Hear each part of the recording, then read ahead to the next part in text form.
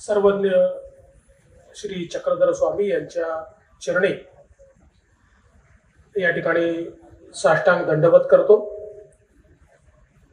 महानुभाव सेवा संस्था राहुरीच्या वतीनं या ठिकाणी आयोजित या कार्यक्रमामध्ये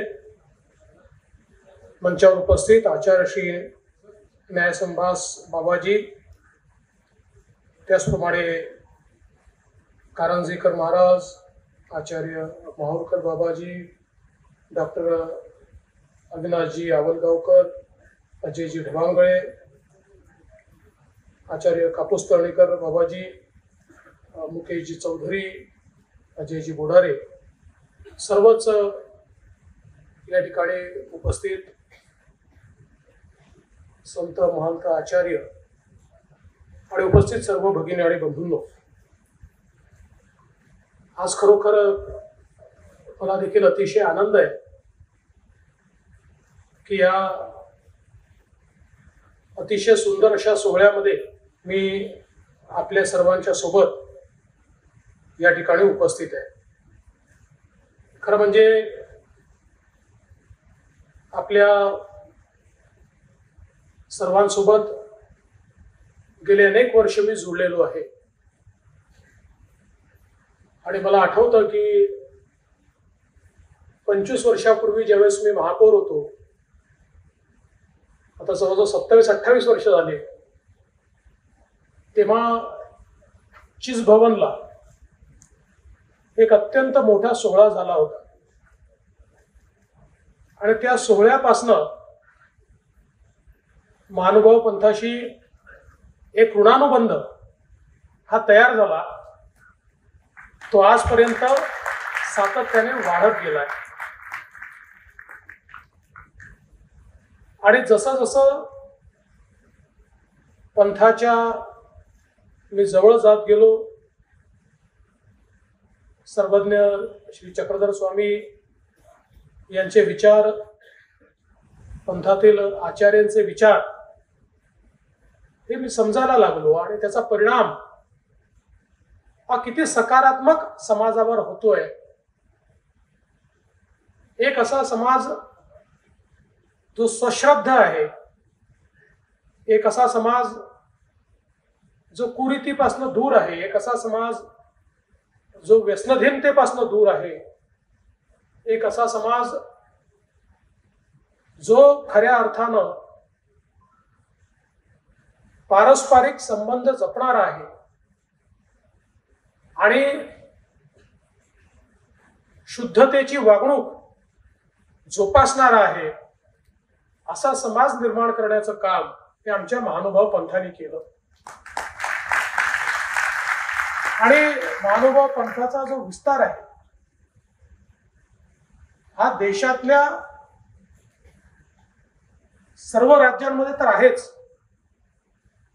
पण अगदी विदेशापर्यंत देखील हा विस्तार आपल्याला पाहायला मिळतो। अशा प्रकारचा शाश्वत विचार आपल्यापर्यंत या ठिकाणी पोहोचलाय आणि खऱ्या अर्थानं रिद्धपूर जी केवळ महानुभाव पंथाची काशी नाही, तर मराठी भाषेची, मराठी साहित्याची काशी देखील आहे आणि एक प्रचंड मोठी ग्रंथ संपदा, विचार संपदा आणि लीळाचरित्रासारखा आद्य ग्रंथ ज्या ठिकाणी लिहिला गेला, तिथेच मराठी भाषा विद्यापीठ व्हावं अशा प्रकारचा प्रयत्न मुख्यमंत्री असतानापासून आपण सुरू केला। मला अतिशय आनंद वाटतो की त्याच्या कायद्याच्या मसुद्याला देखील परवाच कॅबिनेटने मान्यता दिली आहे आणि आता अधिवेशनात हा कायदा सोमवारी ठेवला जाणार आहे आणि त्याला मान्यता मिळाल्यानंतर निश्चितपणे महाराष्ट्रातलं पहिलं मराठी भाषा विद्यापीठ हे रिद्धपूरला आपण त्या ठिकाणी तयार करतो आहोत आणि जी विपुल ग्रंथ संपदा आज आपल्याला सर्वज्ञ श्री चक्रधर स्वामी यांच्या माध्यमातून आणि त्याच्यानंतर जी एक आचार्यांची मांदियाळी आहे त्यांच्या माध्यमातून या ठिकाणी मिळाली, ते समृद्ध ज्ञान, त्या ज्ञानावर संशोधन होऊन त्या ज्ञानातला जो महत्वाचा भाग आहे तो पुढच्या पिढींपर्यंत पोचावा, विचारांचा खजिना हा संपू नये तर तो वाढत जावा, यामध्ये हे विद्यापीठ अत्यंत मोलाची कामगिरी पार पाडणार आहे.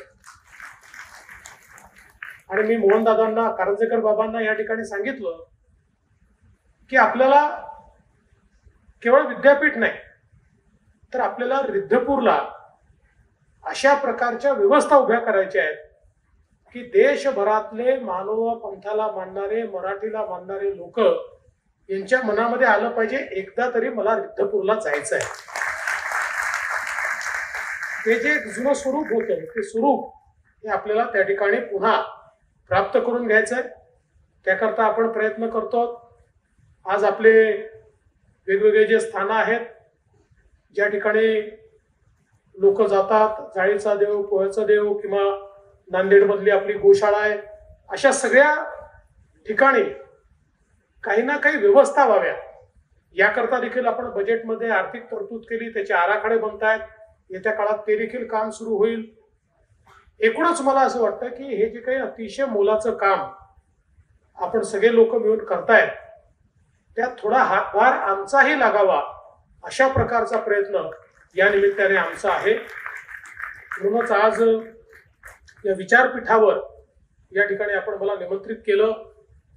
आमचे उत्तर प्रदेशमधनं, उत्तराखंडमधनं काही या ठिकाणी पाहुणे आले आहेत, त्यांचेही मी स्वागत करतो. आपल्या सर्व आचार्यांना मी या ठिकाणी दंडवत करतो. आणि अशाच प्रकारे महानुभाव परिवारातला एक सदस्य म्हणून आपण वारंवार मला बोलवत राहावं, अशा प्रकारची विनंती करून आज ज्यांचा सत्कार झालाय त्या सत्कार मूर्तीचं मनापासून अभिनंदन करून मी माझे 2 शब्द संपवतो आणि इथनं जाण्याची परवानगी देखील घेतो. सर्वांना दंडवत.